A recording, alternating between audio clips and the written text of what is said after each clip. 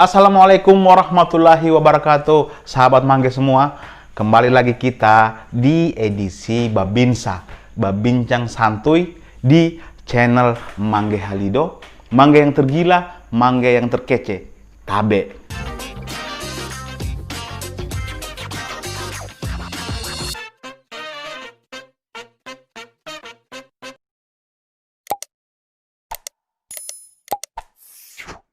Yo sahabat Mangge semua, alhamdulillah malam hari ini saya sudah berada di Secret. Ini mungkin kami lihat, ini Aman, Aliansi Masyarakat Adat Nusantara. Jadi malam ini kita akan mengupas tentang ya seperti tulisan ini ya. Kita akan mengupas tentang adat ya. Mungkin malam ini saya tidak sendiri, saya ditemani ini salah seorang pengurus yang tergabung di Aliansi Masyarakat Adat Nusantara, Toka Arman. Toka, Assalamualaikum. Waalaikumsalam. Jadi Toka, terima kasih nih, kami sudah meluangkan waktu untuk bincang-bincang santuy malam hari ini ya. Jadi ya sahabat Mangge, mungkin sebelum kita lanjut bincang-bincang, barangkali saya memang sudah sempat tahu tentang Toka Arman ini di medsos, di Facebook. Nanti barangkali untuk lebih jelasnya Toka Arman yang akan sampaikan ke teman-teman semua. Toka, mungkin barangkali saya mau tanya ini. Kemarin kan sempat saya lihat di medsos ya, di Facebook, Komyu ini sudah lama berkecimpung di organisasi seperti ini ya. Barangkali mungkin sebelum tergabung di Aliansi Masyarakat Adat Nusantara ini, saya juga sempat dengar Komyu ini pernah juga jadi jurnalis ya, betul ya? Mungkin bisa jelaskan sedikit Toka. Oke, iya. Terima kasih. Sebelum saya gabung di Aliansi Masyarakat Adat Nusantara ini, saya memang awalnya saya suka menulis opini di media-media lokal, media-media lokal, media-media online. Kemudian setelah itu saya gabung di salah satu media online. Dulu media online itu teman saya yang punya, kemudian saya diajak di situ. Saya sering menulis soal masyarakat adat. Jadi sebelum saya tergabung dalam Aman secara struktural, saya memang sudah lebih awal menulis soal isu-isu masyarakat adat. Iya betul-betul. Kemudian setelah itu saya juga gabung di salah satu media online di Palu. Di Palu. Saya penulis berita menggunakan bahasa Kaili. Jadi saya menulis berita itu menggunakan bahasa Kaili. Nah, kemudian saya di Aman ini, kenapa saya memilih di Aman? Karena saya suka menulis orang-orang di pedalaman gitu. Nah, begitu banyak hal-hal yang atau ilmu. Saya menganggap bahwa saya ke kampung itu bukan datang membawa pengetahuan saya dari kota ke kampung, tapi saya belajar dari kampung. Oke, mungkin stop dulu. Kira-kira. Iya, jadi sahabat Mangge mungkin itu sudah sedikit jelas tentang penjelasan dari Toka Arman bahwa memang Toka Arman ini secara garis besar memang betul-betul memerhatikan tentang Kaili ya. Ya kita ketahui bersama kan, Toka, kita ini tinggal di tanah Kaili, jadi memang ini luar biasa. Nah mungkin Toka Arman, pertanyaan pertama ini saya mau tanya tentang ini salah satu organisasi kan, Aliansi Masyarakat Adat Nusantara. Ini boleh dibilang dia berkecimpung di apa dia ini? Memang hanya semata-mata adat atau mungkin ada yang lain lagi? Sebenarnya kalau kita bicara soal Aliansi Masyarakat Adat itu, dia ini bicara soal bagaimana kemandirian ekonomi, berdaulat secara politik, bermartabat secara budaya. Nah, artinya bahwa kalau kita bicara masyarakat adat itu, jadi kadang orang pisahkan antara masyarakat dengan adat. Padahal masyarakat adat itu, kalau kita bicara masyarakat adat, nah dia punya begini penjelasannya kira-kira ya. Apa kriteria masyarakat adat itu? Siapa yang disebut masyarakat adat itu? Ya, yang pertama-tama misalnya kalau dia tinggal di kampung, dia punya pemahaman soal kearifan lokalnya. Kalau dia masyarakat adat, dia punya wilayah adat, dan kemudian peradilan adat di kampungnya masih berlaku, ya itulah masyarakat adat. Nah begini Toka, mungkin kalau saya pribadi, ya hal umum sekarang kan mungkin mindset seseorang atau mungkin hampir masyarakat di Kota Palu mengetahui adat itu ya memang pasti kaitannya dengan ritual atau mungkin kalau orang di luar bilang apa? Kenapa sanganai? Sesajen itu. Nah mungkin barangkali ada sedikit penjelasan yang lebih dari Komio tentang apakah kita bisa tepis bahwa adat itu sebenarnya bukan cuman ini sih, bukan cuman ini loh, semata-mata hanya ritual atau apa mungkin. Oke, saya kira begini ya, kalau kita bicara soal adat ini, yang harus kita pahami bahwa adat ini bukan hanya bicara soal ritual, tapi etika. Iya betul. Kenapa orang tua kita sering mengatakan kita tidak punya adat kalau kita biasanya melanggar etika? Nah, itu sebenarnya sanksi-sanksi moral yang katakanlah kalau kita melanggar satu etika di masyarakat. Nah, kemudian kita saling menghargai sesama, itu adalah berarti kita punya adat, gitu. Jadi adat itu bukan hanya dipahami sebagai atau dalam konteks ritual saja. Iya betul. Nah, tetapi orang yang menjaga alamnya, menjaga lingkungannya, berarti dia beradat. Beradat iya. Itu maksudnya. Nah, kemudian bagaimana dengan orang yang merusak lingkungan? Berarti dia tidak beradat. Begitu kira-kira pengetahuan soal apakah adat ini hanya dipahami sebagai ritual, tetapi adat ini kan dia bicara soal bagaimana hubungan sama manusia, bagaimana dia bicara soal hubungan dengan lingkungannya, bahkan dengan Maha Pencipta. Betul. Nah itulah makanya kita tepislah ya, maksudnya jangan semata-mata apa yang Komi sampaikan tadi bahwa adat itu hanya murni atau semata-mata hanya itu tadi kan ritual. Berarti mungkin inilah tujuan kenapa salah satu organisasi ini ya, Aliansi Masyarakat Adat Nusantara ini terbentuk ya untuk bisa sedikit merubah mindsetnya orang-orang ya tentang adat ya. Nah memang kalau saya kemarin tuh kan memang ya itu yang saya tahu ya adat ya seperti itu. Nah ternyata saya baru paham apa yang Komi sampaikan tadi. Nah terus sejauh ini tuh Komio sudah ada beberapa wilayah yang Komi kunjungi itu tentang soal adat-adat yang itu artinya menjadi perbandingan lah.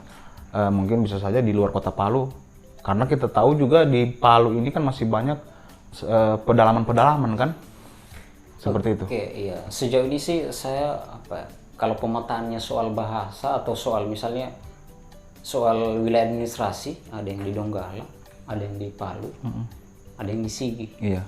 Nah, kalau di Sigi itu yang saya sempat kunjungi itu namanya di Untana. Itu suku Kaili tapi dia penutur bahasa Undi. Itu di Donggala? Itu di Donggala. Kalau di Palu, di Wana, di Salena. Kemudian kalau di Sigi itu bahkan sampai di Kulawi pernah. Di Dolo Barat, di Balumpeba. Nah bahkan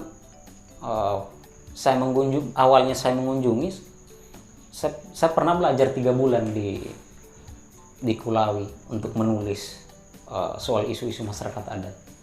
Nah jadi sebenarnya garis besarnya itu kalau bicara soal masyarakat adat itu bicara soal etika, bukan hanya bicara soal ritual. Bahkan kalau kita bicara pokok-pokok pikiran masyarakat adat itu banyak sekali. Misalnya bagaimana cara dia berburu, apa-apa saja yang dia gunakan. Nah misalnya kemarin yang saya dapat di Balumpeba itu misalnya ketika dia berburu ada beberapa hal-hal perangkap yang dia lakukan. Misalnya dalam bentuk nopasalo. Nah, nopasalo itu apa? Nopasalo itu adalah salah satu cara untuk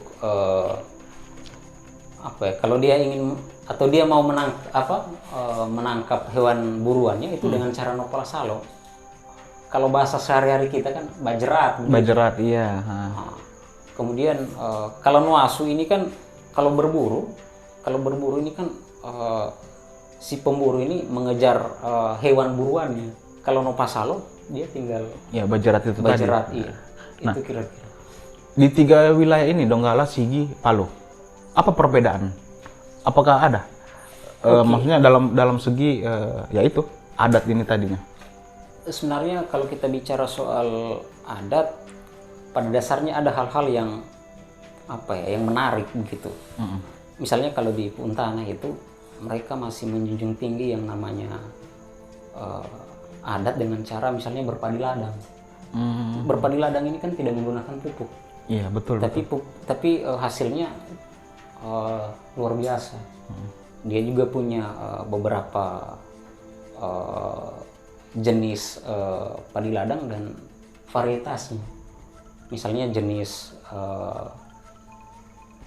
pulu atau paipulu, jenis koyo, dia punya varietas lagi. Nah, ini kan semua tidak menggunakan pupuk. Nah, artinya bahwa di situ ada komunikasi antara manusia dengan alamnya. Nah, itu sudah boleh dikatakan satu adat juga kan. Nah, sekarang begini tuh Kak. Ini kalau saya bilang pertanyaan yang sangat menantang. Artinya begini ya kan. Boleh saya bilang kamu ini masih muda kan? Masih Iya, masih muda sekali.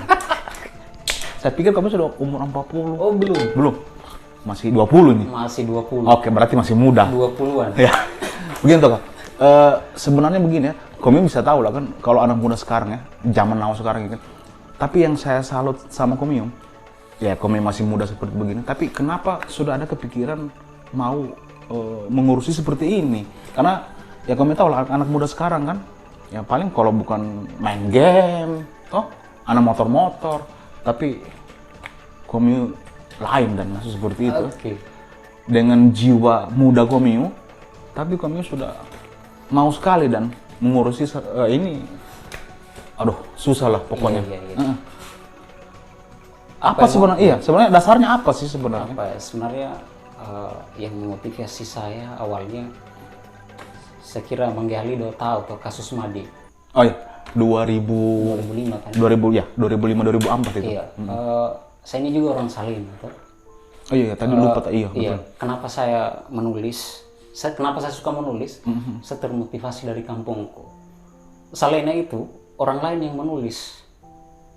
Nah, orang lain yang menulis beritanya. Apa yang terjadi? Tidak sesuai dengan fakta tidak sesuai dengan apa yang diberitakan. Betul. Nah, sebenarnya kenapa saya menulis? Saya kecewa dengan pemberitaan di kampung saya. Jadi saya ingin menulis sejarah saya sendiri. Saya ingin menulis sejarah-sejarah orang-orang yang ada di kampung, orang-orang yang ada di pedalaman, dengan cara turun lapangan, dan kemudian saya ingin menjadi kalaupun saya sebelum saya menulis, saya harus menjadi orang di kampung itu dulu, sehingga betul-betul saya dapat faktanya dan apa sebenarnya yang terjadi. Ya, tuh sampai minum nanti. Oke. Ya, kita lanjut. Berarti memang betul. Itu kadang pemberitaan itu sudah tidak sesuai dengan realitas sebenarnya. Iya, tidak sesuai dengan realita. Nah, tapi itu yang saya salut sama Komi. Jadi bagaimana ya artinya ya ini kampung saya kan. Iya. Kenapa harus pemberitaan dari orang lain yang mengangkat di media kan? Jadi memang ini salah satu motivasi Komi untuk bagaimana bisa berkecimpung di adat ini ya. Nah, begini, yang terus tadi sempat Komi singgung tuh tadi itu soal Madi kan. Nah, saya juga kemarin sempat dengar info bahwa memang tentang ya kehidupannya Madi kan. Barangkali mungkin ada sedikit terbesit Komi dengar bagaimana sih tentang adat yang dilakukan oleh almarhum Madi ini. Sebenarnya kalau kita bicara soal apa yang dilakukan Madi itu, sebenarnya seperti yang saya bilang tadi itu jauh sekali dari faktanya, jauh sekali dari apa yang diberitakan. Iya, betul. Soal sesat dan menyesatkan ini kan tinggal siapa yang memberitakan. Tergantung masing-masing yang menanggapi ya. Iya. Jadi dikaitkan dengan agama tertentu. Saya kira itu tidak benar adanya. Itu hanya murni bahwa itu memang Madi itu adalah orang yang bagaimana dia menjunjung tinggi dia punya budaya. Ya kalau saya mengatakan dia aktivis masyarakat adat gitu. Iya, betul. Jadi memang itulah berarti memang tujuan Komi memang yang lebih ya inilah apa yang disampaikan mungkin soal ya kita membahas yang almarhum kesian. Iya. Bahwa memang itu tidak betul anunya kan seperti itu. Nah, yang kedua mungkin saya sangat tertarik kan memang yang di awal penyampaian Komi tadi bagaimana supaya memang adat ini jangan semata-mata kan itu tadi ritual, bahwa memang saya baru paham. Ternyata saya pernah juga dengar itu biasa kayak ada orang tua bilang, oh ngana hileria adana seperti itu kan. Bahwa memang salah satu ya bagaimana bisa menjaga etika mungkin ya seperti itu ya. Inilah semua bahwa adat ini seperti ini sebenarnya. Nah, kalau tadi sempat kami bilang di Sigi itu, tohkah? Kalau di Sigi itu misalnya saya ambil satu contoh di Kulawi misalnya ya. Kulawi. Kulawi itu dia penutur bahasa Moma. Jadi, bahasa Moma begitu. Jadi orang Kulawi itu ada yang bahasa Moma, ada yang bahasa Uma. Tapi di tempat saya itu saya pernah tinggal di situ selama 3 bulan menulis. Itu di Marena. Itu perbatasan antara Kulawi Selatan dan Kulawi Induk ya. Jadi di situ saya banyak mendapatkan pembelajaran. Misalnya bagaimana dia mengenal struktur uang. Katakanlah misalnya kalau dia menyebut hutan Pangale, kalau dia menyebut lahan yang sudah pernah diolah dan kemudian ditinggalkan, itu disebut Oma. Kemudian ketika dia mengelola sumber daya alam, katakanlah rotan, ketika persediaan rotan itu dalam hutan sudah tidak banyak lagi, maka ada namanya ombo. Jadi ombo itu semacam penghentian dalam batas waktu tertentu. Dia semacam semacam moratorium begitu. Seperti itu. Iya, jadi diberhentikan dalam batas waktu tertentu. Berarti memang itulah ini kalau kesimpulannya ada perbedaan ya di Sigi mungkin ya seperti itu tadi. Di Donggala tadi juga sempat kamu sampaikan lain juga kan seperti itu. Nah ini kan sebenarnya juga harus kita bisa sampaikan juga ke semua bahwa memang kadang masih banyak memang di Palu khususnya kita boleh dibilang masih banyak lah ini suku-suku pedalaman ya. Kayak Salena, Vana itu. Saya pernah sempat dengar Vana kan. Nah, saya kalau melihat memang juga saya pernah ke Vana memang itu mereka luar biasa itu adat istiadat mereka dalam hal bagaimana bisa menerima orang baru. Nah, itu etika mereka itu seperti itu. Jadi kadang kita berpikir bahwa mereka yang di pedalaman itu kalau anunya kan tolare, orang bilang kan tolare. Itu bahasa kasarnya terlalu tanda kutip ya maksudnya. Memandang enteng lah begitu kalau saya lihat. Tapi di penyampaian kami tadi itu ketika kami mengunjungi ke suku pedalaman itu justru malah kami belajar sebenarnya kan bagaimana bisa melihat kehidupan mereka ya seperti itu. Tapi banyaklah pelajaran yang kami dapat. Sejauh ini sudah di mana semua nih suku pedalaman yang kami pergi akan ini? Oke, termasuk misalnya di di Dolo Barat itu ada satu tempat yang namanya Ngatapapu. Di situ saya menemukan, kalau kita bicara dalam konteks belajar, di situ justru saya menemukan satu istilah yang namanya Kanogo. Kanogo. Jadi Kanogo itu ini di beberapa tempat saya datangi tidak ada istilah ini. Ternyata Kanogo ini adalah satu wilayah tertentu yang di tempat yang terjal dan bebatuan itu tidak bisa dikelola. Nah, ini kan pertentangan hari ini kan kadang masyarakat disebut atau dibilang atau divonis oleh orang-orang luar misalnya bahwa masyarakat ini adalah perusak hutan. Padahal tidak, justru masyarakat juga punya pemahaman soal konservasi, bagaimana menjaga, bagaimana melestarikan. Nah, makanya kalau kita bicara soal adat bukannya soal ritual, tapi bagaimana menjaga lingkungan, itu diatur. Iya, betul. Itu kira-kira. Jadi intinya kalau kita bicara soal perjuangan masyarakat adat itu adalah bagaimana bicara soal kita selalu mengekspos soal bagaimana kebiasaan-kebiasaan masyarakat berladang, bagaimana kebiasaan masyarakat mengelola dia punya hutan misalnya. Jadi hal-hal itu. Nah, kalau kita bicara bicara adat hanya soal ritual, sangat kaku sekali dan jauh sekali dari sebenarnya masih kurang sekali pemahaman kita kalau bicara adat itu hanya bicara soal ritual. Ya memang begini, ini kalau menurut kami kita kan adat istiadat, sebenarnya itu kan artinya itu sebenarnya mungkin yang kami tahu kan adat istiadat itu sebenarnya apa kan kayak gitu bisa terbungkus satu ya mungkin masuk semua tadi itu ya, soal etika juga kan, tetap juga soal mungkin ritualnya kan, seperti itu. Sebenarnya apa arti adat istiadat itu yang kami tahu ini?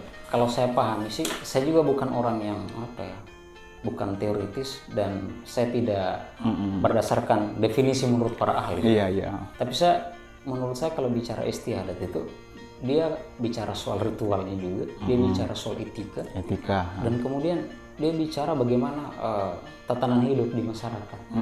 Nah, di masyarakat itu kan ada hal-hal yang tidak tertulis, tapi itu sudah menjadi kesepakatan bersama. Contoh misalnya, kalau kita duduk dengan orang tua, kita tidak bisa meluruskan kaki. Dalam situasi resmi, misalnya nangojo iya, nompangodo. Kalau nompangodo itu kan itu tidak tertulis, tapi itu disepakati, konsensus begitu. Nah, kalau kita bicara adat istiadat, ya itu tadi, bahwa dia bicara juga soal etika. Atau misalnya, kenapa kita misalnya kalau dengan orang tua kita dilarang makan berdiri? Betul. Saya pikir agama juga melarang kita untuk makan berdiri. Nah, artinya kalau bicara soal adat istiadat, dia bicara soal etika, dia bicara soal ritual. Kalaupun misalnya ada orang-orang yang sudah meninggalkan ritual, ya silakan. Itu juga tidak jadi soal. Nah, artinya bahwa memang apa ya, dalam konteks ini kalau kita bicara adat itu adalah bicara perilaku. Nah, memang saya sebenarnya begini tuh, saya itu sangat sependapat karena kita bisa tahu juga di anak-anak sekarang itu sudah tidak pernah tertanam rasa etika itu. Jadi memang wajar ya, artinya anak-anak sekarang itu apalagi kalau dengan orang tua kan sudah tidak pernah memakai itu. Boleh dibilang ya adat itu tadi kan ya, tidak kayak tadi itu nompangodo ya, asal main nompangodo saja, tidak pusing ada orang tua di depan itu kan. Nah, ini terus tuh Kak, Komio ini boleh dibilang sudah berapa tahun berkecimpung di sini? Kalau di Aman saya sudah 2 tahun. 2 tahun. Nah, jadi begini ya. Nah, artinya keseluruhannya lah. Memang betul-betul cinta dengan bicara soal adat ini, soal masyarakat adat itu sudah apa ya? Itu sudah sekitar 5 tahun saya menulis soal masyarakat adat. Nah, tetapi saya sering ditanya teman-teman dengan pertanyaan yang sama. Biasa saya menjelaskan 2. Kalau bicara struktural, saya 2 tahun gabung di Aman. Tapi kalau bicara soal kenapa saya ada di Aman, secara biologis atau apa ya? Iya, secara biologis saya memang masyarakat adat. Nah, artinya bahwa saya lahir dari komunitas adat. Betul. Gitu. Sehingga apa ya? Kalau bicara soal adat ini itu bukan suatu hal yang baru. Hanya saja ketika kita katakanlah mengikuti proses pendidikan formal, agak sedikit kita ini ya, terabaikan sih sebenarnya sudah ya. Iya. Tapi justru apa ya? Kalau di Aman itu ada namanya gerakan pulang kampung. Gerakan pulang kampung itu apa ya? Bagaimana kita bicara soal kampung atau bagaimana bicara soal apa pengetahuan-pengetahuan di kampung yang mungkin itu kita abaikan sudah. Nah, banyak hal pengetahuan-pengetahuan itu yang kemudian kalau di Aman itu dibicarakan kembali.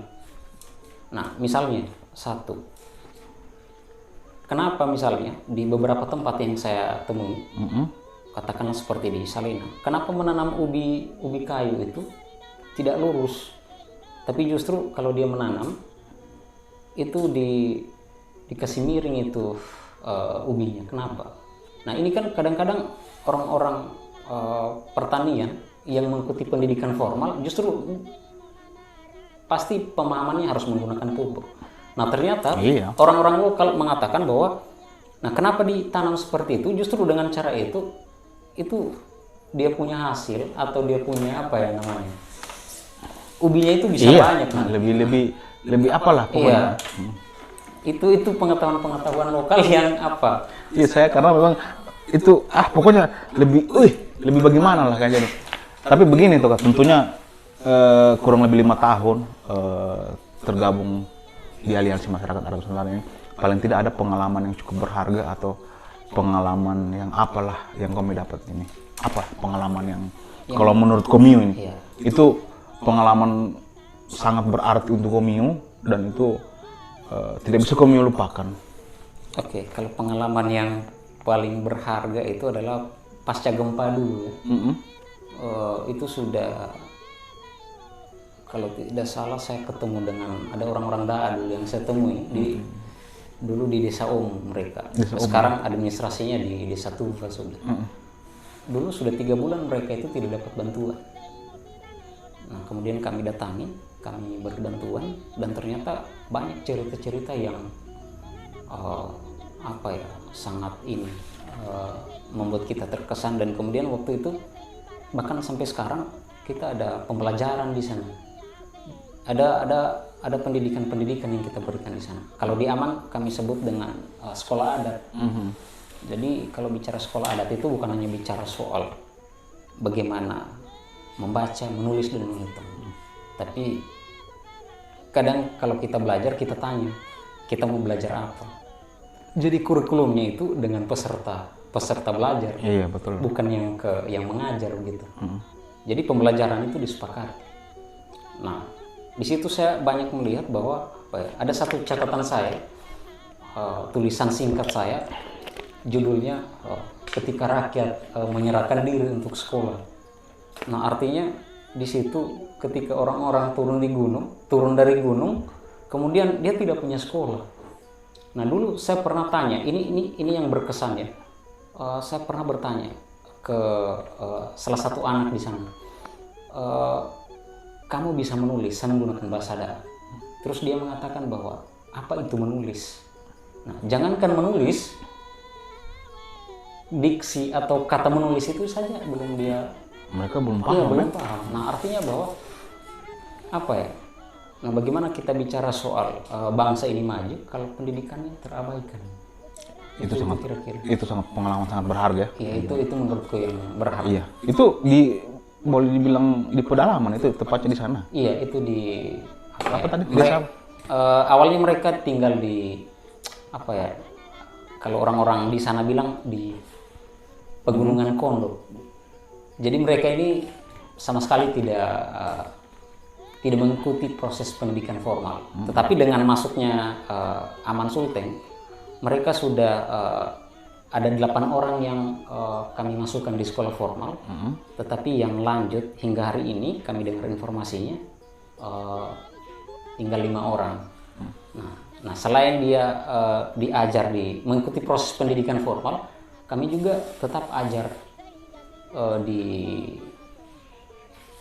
luar gitu.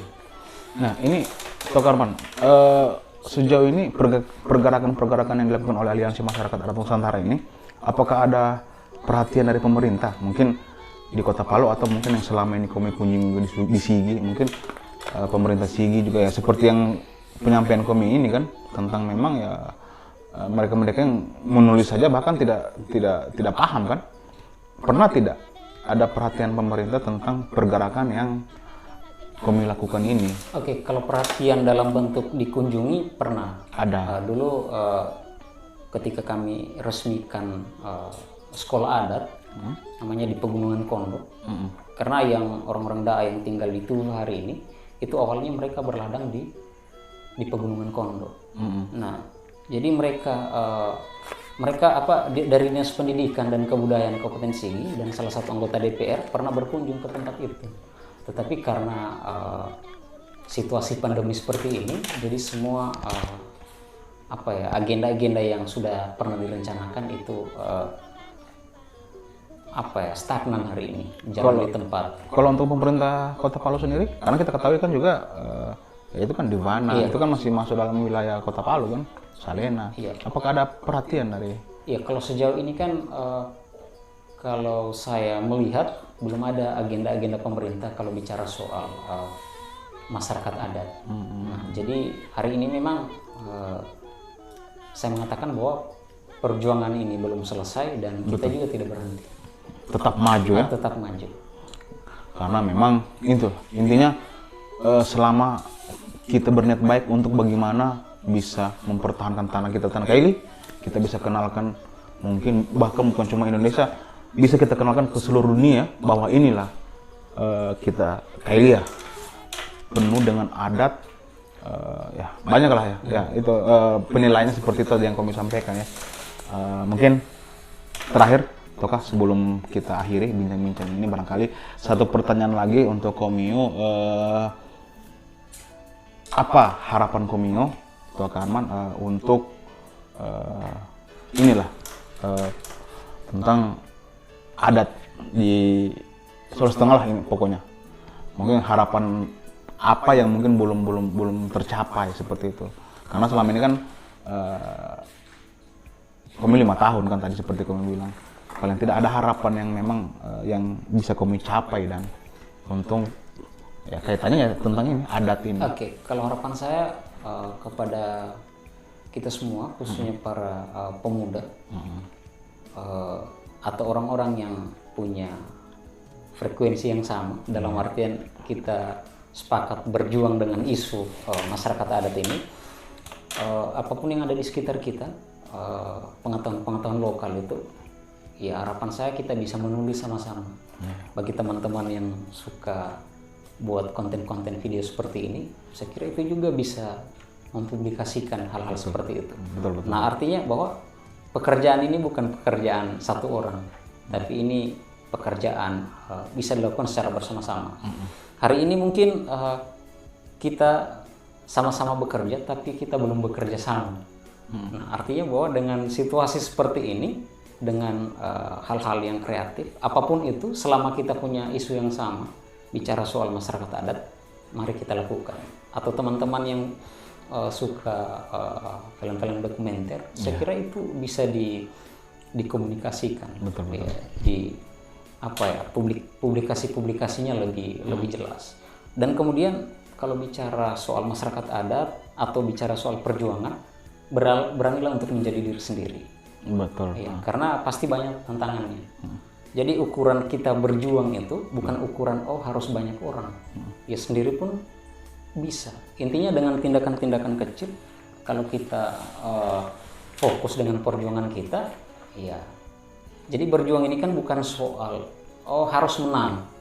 Nah, bagaimana bicara kemenangan kalau kita tidak berjuang? Saya kira itu. Iya, betul.